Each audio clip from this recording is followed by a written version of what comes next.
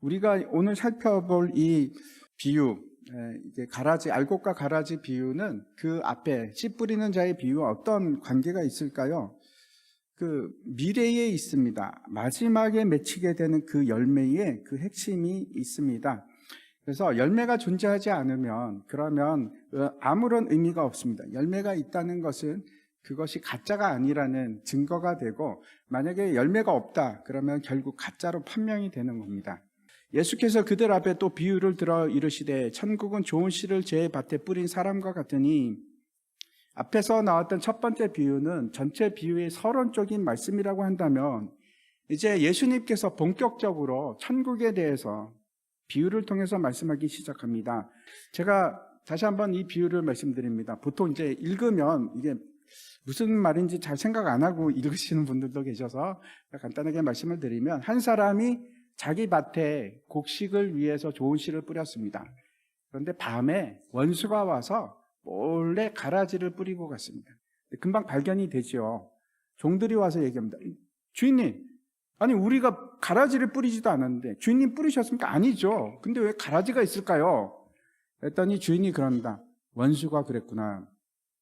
종들이 이렇게 또 묻습니다. 그러면 우리가 그 가라지를 다 뽑아버릴까요? 그랬더니 주인이 뭐라고 합니까? 아니다. 가만두라. 만약에 가라지 뽑다가 알곡까지 뽑으면 어떡하겠느냐. 추수 때까지 기다렸다가 추수 때 알곡은 따로 모으고 가라지는 따로 모아서 다 불태워버리라. 그리고 알곡은 내 곳간에 넣으리라. 이렇게 이제 말씀하고 있습니다. 예수께서 무리를 떠나서 집에 들어가시니 제자들이 나와 이르되 밭에 가라지의 비유를 우리에게 설명하여 주소서. 대답하여 이르시되 좋은 씨를 뿌리는 이는 인자요, 씨를 뿌리는 사람은 인자라고 합니다. 복음서에서는 예수님에 대해서 두 가지로 표현하고 있는데, 첫 번째는 하나님의 아들이라고 표현하기도 하고, 때로는 사람의 아들, 인자라고 표현을 합니다. 왜 그렇게 할까요? 예수님에 대해서 그 본질적인 모습을 얘기할 때는 반드시 하나님의 아들이라는 표현을 씁니다. 그런데 그렇지 않고 이 땅에 오신 예수님, 우리를 위해서 구원하시고자 하는 그 예수님을 표현할 때는 늘 인자라는 표현을 씁니다. 사실은 이건 암호 같은 것인데 다니엘서에서 나오는 그 인자를 여기서 사용하고 있는 겁니다. 그래서 인자라고 표현하는 것은 특별한 의미를 가집니다. 무슨 뜻일까요? 구원자라는 뜻입니다. 두 번째, 밭은 무엇이고 좋은 씨는 무엇을 의미하는가? 38절 우리가 알지만 한번 보겠습니다. 밭은 세상이요, 좋은 씨는 천국의 아들들이요, 가라지는 악한 자의 아들들이요, 이렇게 되어 있습니다. 왜 원수가, 마귀가 가라지를 뿌렸을까요? 도대체 이유가 뭘까요? 구원자로 이 땅에 오시는 예수 그리스도를 실패자로 만들기 위해서 가라지를 뿌린 겁니다. 두 번째 목적이 있습니다. 성도를 방해하기 위해서, 잘하지 못하게 하기 위해서, 어떻게 해서라도 단 한 영혼이라도 멸망에 이르게 하기 위해서 가라지를 뿌린 겁니다. 세 번째 목적이 있습니다. 진짜가 가짜 같고 가짜가 진짜 같고 세상을 혼란스럽게 만들고, 그래서 그 밭 자체가 아무런 의미가 없게 하고, 그래서 결국 악이 승리하도록 하기 위해서 가라지를 뿌린 겁니다. 그래서 사실 알고 보면 이 비유는 굉장히 무서운 음모가 있습니다. 무서운 음모가 있습니다. 가라지를 뿌린 원수는 마귀요, 추수 때는 세상 끝이요, 추수꾼은 천사들이니 그런즉 가라지를 거두어 불에 사르는 것 같이 세상 끝에도 이러하리라. 이제 비유에 나오는 모든 이제 상징에 대해서 우리가 살펴봤습니다. 근데 비유를 해석하기 위해서 두 번째 단계가 있습니다. 혹시 기억나십니까? 뭘 찾아야 되는가 하면 이 비유에서 의외성, 우리가 이제 흔히 접할 수 있는 그런 내용입니다. 그런데 평범한 우리 일상 속에 있는 일인데도 불구하고, 아니 이건 아닌데? 이상한데? 그런 점이 혹시 발견이 되십니까? 이 비유 속에서? 첫 번째, 씨를 뿌리는 주인입니다. 아니 이거 이야기를 잘 보면 분명히 그 주인한테는 종들이 많이 있는데 왜 주인이 직접 씨를 뿌릴까요? 종들 시키지. 이상하지 않습니까? 두 번째, 의외의 사항이 있습니다. 뭘까요? 뭐가 이상하게 보이십니까? 가라지에 대해서 그냥 두랍니다. 농촌에서 일해 보신 분들은 잘 아실 겁니다. 이제 그 벼농사를 지으면 지금이야 제초제 써가지고 제가 듣기로는 그 벼농사가 그렇게 힘들지 않다 이런 얘기를 들었는데 옛날에는 어땠습니까? 옛날에는 3일이 멀다고 가서 피를 뽑아야 되지 않습니까? 뽑고 또 뽑고. 즉 벼농사는 피와의 전쟁입니다. 물론 저는 잘 모릅니다. 당연히 피를 뽑아야 되는데 그래야지 벼가 튼실하게 자랄 텐데 알곡이 많이 열릴 텐데 도대체 어쩌자고 주인은 가라지를 그냥 두라고 할까요? 이게 이래도 되나? 하나님이 선하신가? 하나님은 의로우신 거 맞는가?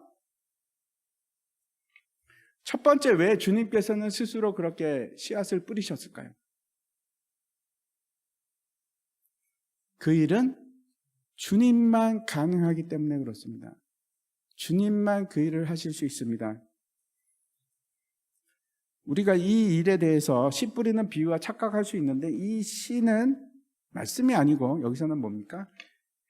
우리의 생명입니다. 생명. 여러분 기억하십시오. 생명을 인택케 하고 생명을 낳는 그 생명은 오로지 예수 그리스도에게만 옵니다. 다른 어떠한 자도, 다른 어떠한 것도 우리에게 생명을 줄 수 없습니다. 유일하게 우리에게 생명을 주시는 분, 예수 그리스도. 그분만이 길이요 진리요 생명입니다. 다른 곳에서는 없습니다. 찾지 마십시오. 유일합니다. 그런데 더 중요한 것은 이 씨 뿌리는 비유는 예수님께서 씨를 뿌리고 그냥 포기하고 그냥 두시는 것이 아니고 심판 때까지 기다리고 천사들을 통해서 그 곡식을 거둬들이게 합니다. 그 의미상으로 보면 이런 겁니다. 나는 단 한 포기의 밀도 포기하지 않겠다. 단 하나도 포기하지 않겠다. 결국 그래서 우리를 보존케 하시고 결국 하나님 나라의 곳간에 두게 하십니다. 집 주인의 종들이 와서 말하되 주여 밭에 좋은 씨를 뿌리지 아니하였나이까? 그런데 가라지가 어디서 생겼나이까? 주인이 이르되 원수가 이렇게 하였구나. 종들이 말하되 그러면 우리가 가서 이것을 뽑기를 원하시나이까? 하나님은 의로우십니다. 전혀 어둠도 없으시고 악과 같이 존재할 수 없는 분이십니다. 그렇죠? 공의로우신 분입니다. 그건 어떤 뜻일까요? 하나님이 악을 창조하실 수 있을까요? 없을까요? 없습니다. 하나님은 공의시기 때문에 그런 일은 일어날 수가 없습니다. 그러면 도대체 악은 어디서 생겼을까요? 성경에서는 그것에 대해서 명확하게 얘기하고 있지 않습니다. 하지만 우리가 추론을 할 수 있습니다. 먼저 악이라는 것이 도대체 어떤 겁니까? 창조물입니까? 물질입니까? 이론입니까? 사상입니까? 그런 건 아니죠. 그런 건 아닙니다. 다시 한번 생각해 보십시오.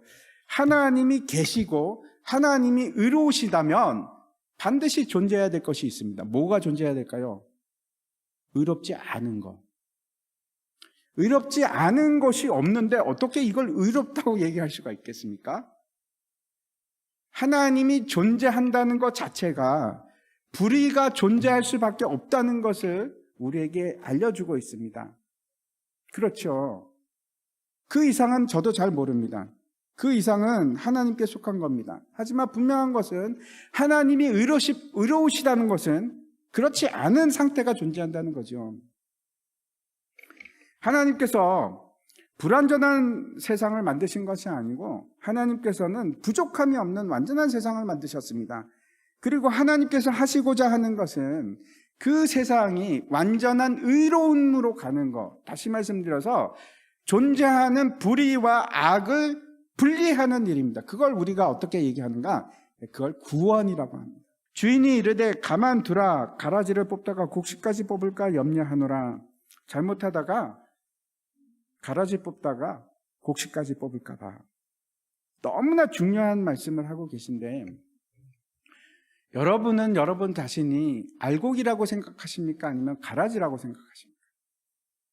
아무도 대답을 안 하시죠. 당당하게 대답하시면 알곡입니다. 이렇게 왜 대답을 못하십니까? 속으로 다 알곡이라고 생각하시죠. 그럼에도 불구하고 우리의 모습을 보십시오. 맨날 하는 것이 죄짓고 살아가는 겁니다. 우리는 알곡임에도 불구하고 여전히 가라지 같은 형태로, 모습으로 살아갑니다. 구분이 안 될 정도로, 차이가 없을 정도로. 제가 얘기 드리는 것은 좋은 의미에서가 아니고 나쁜 의미에서 가라지하고 같습니다. 도대체 만약 하나님께서 우리가 행하는 대로 심판한다면 어떻게 됐을까요? 저는 이미 죽었습니다. 이미 죽었습니다.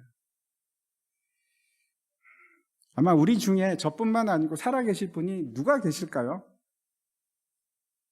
혹시 지금 여기 계신 분들 중에 저는 죄하고 담싸고 살아갔고 저는 정말 거짓말도 안 하고 지금까지 살았습니다. 그런 분 계십니까? 손 들어 보십시오. 아무도 안 계실 줄 제가 알고 있었어요. 없습니다. 우리는 그렇지 않습니다. 죄인들입니다. 성경은 거기에 대해서 아주 분명하게 말씀하고 있습니다. 의인은 없나니 하나도 없으며. 가라지를 뽑지 않는 것이 여러분 얼마나 감사한 일인 줄 아십니까? 가라지를 보이는 대로 다 뽑았으면 우리는 이미 죽었습니다. 은혜입니다. 다 불태워졌을 겁니다. 여기 또 다른 하나님 나라의 특징이 드러나는데 심판의 연기입니다. 우리를 봐서는 하나님께서 여전히 우리는 하나님 나라에 들어갈 아무런 자격이 없는데 그래도 참으시고 기다리시고 은혜롭고 자비로우셔서 오래 죄를 참으시는 하나님께서 지금까지 기다리고 계십니다. 그런데 놀랍게도 우리가 그렇게 부족한데도 가라지 모습으로 살아가는데도 하나님 나라를 연기하고 계십니다. 완성하기 위해서. 그래서 우리가 소망이 있습니다. 우리는 소망이 있습니다. 감사할 수밖에 없습니다. 지금은 열매가 없는데 하나님께서 분명히 우리를 키우시고 반드시 열매를 맺게 하실 그 소망이 우리에게 있는 겁니다. 그래서 추수 때가 되면 영광스럽게 당당하게 하나님의 곳간 그 안으로 우리가 들어가는 겁니다. 이게 하나님 나라의 비밀입니다. 너무 놀라운 비밀입니다. 하나님께서 지금 악한 자들을 심판하지 않고 기다리시는 것은 그래서 암울하고 답답하고 말도 안 되는 비관적인 세상이 아니고 우리에게 있어서는 그것이 얼마나 은혜가 되고 감사한 일인지. 비관적인 세상이 아니고 우리는 감사합니다. 저 같은 죄인을 오늘도 또 살리셨군요. 하나님 오늘도 또 용서하셨군요. 하나님께서 화가 나서 나를 그냥 해버렸으면 오늘도 죽었을 텐데. 제가 그런 생각을 했습니다. 정의롭지 못한 세상을 살아가면서 도대체 우리는 어떻게 해야만 하는가? 우리가 악을 볼 때마다 그래 보자, 나는 정의로우니까 가서 그냥 확 뽑아버려야지. 가서 데모도 하고 투쟁도 하고. 그게 정말 하나님이 원하시는 걸까요? 우리가 이 땅을 살아가면서 우리가 심판자의 역할을 하는 것이 괜찮은 걸까요? 그럴 자격이 있을까요? 샌델이 말했던 정의란 무엇인가? 기차가 이제 트롤리가 가는데 브레이크가 안 잡힙니다. 무거워서. 그러면 직진해서 5명을 죽이든지 방향을 바꿔서 1명을 죽이든지 도대체 어떤 것이 정의입니까? 굉장히 마이클 샌델한테 정말 죄송하지만 저게 무슨 정의가 있습니까? 저게 무슨 정의입니까? 정의는 그런 게 아니에요. 저 자체가 불의의 상황입니다. 정의라는 것은 비교 우위가 아닙니다. 정의는 절대적인 겁니다. 내가 의로울 수 있다는 거, 내가 저걸 정의할 수 있다는 거, 그 자체가 곧 불의의 시작입니다. 의로우신 분은 하나님 한 분밖에 안 계십니다. 우리는 가라지하고 구분이 안 될 정도로 형편없는 사람들입니다. 주는 미쁘사, 주는 신실하사, 너희를 굳건하게 하시고 악한 자에게서 지키시리라. 하박국 선지자가 하나님께 이런 불평을 합니다. 아니 하나님, 도대체 어떻게 된 겁니까? 어떻게 저 악한 자들이 우리를 징계할 수가 있습니까? 저들이 더 악한데 왜 우리를 이길 수 있습니까? 하나님, 이거 너무한 거 아닙니까? 당시에 이스라엘은 불의한 상태입니다. 선은 여러분 비교 우위가 아니에요. 그냥 악한 겁니다. 그때 하나님께서 하신 말씀이 이겁니다. 오직 의는 믿음으로 말미암아 살리라. 복음에는 하나님의 의가 나타나서 믿음으로 믿음에 이르게 하나니 기록된 바 오직 의는 믿음으로 말미암아 살리라 함과 같으니라. 세상이 마치 어둠 속처럼 보일 것 같지만 세상은 너무나 불공정하고 좌절할 수밖에 없는 그런 세상처럼 보이시나요? 아니요. 지금도 하나님 나라는 진행되고 있고 하나님께서는 지금도 여러분을 붙들고 계십니다. 끝까지. 그래서 그 예수님을 뭐라고 말씀하시는가 하면 임마누엘, 우리와 함께 하시는 하나님, 그 믿음을 가지고 계세요. 그 믿음을 지키시기 바랍니다. 이게 끝까지 우리가 살아남는 방법입니다. 다른 게 아닙니다. 우리가 막 나서서 악을 뽑아내고 막 이렇게 하는 게 아니고 우리는 믿음으로 말미암아 삽니다. 언젠가는 공의로우신 하나님께서 이 땅을 심판하시고 다시 의를 세울 것을 믿는 확신하는 그 확신 가운데 세상을 이겨나가는 거예요. 제가 다시 한번 말씀드립니다. 저와 여러분은 의롭지 않습니다. 오늘 죽어도 아무 할 말이 없습니다. 근데 하나님께서, 예수님께서 지금도 나를 붙들고 계시고 이 말씀을 통해서 우리에게 약속하십니다. 내가 널 끝까지 붙들고 가리라. 그 믿음을 지키시기 바랍니다.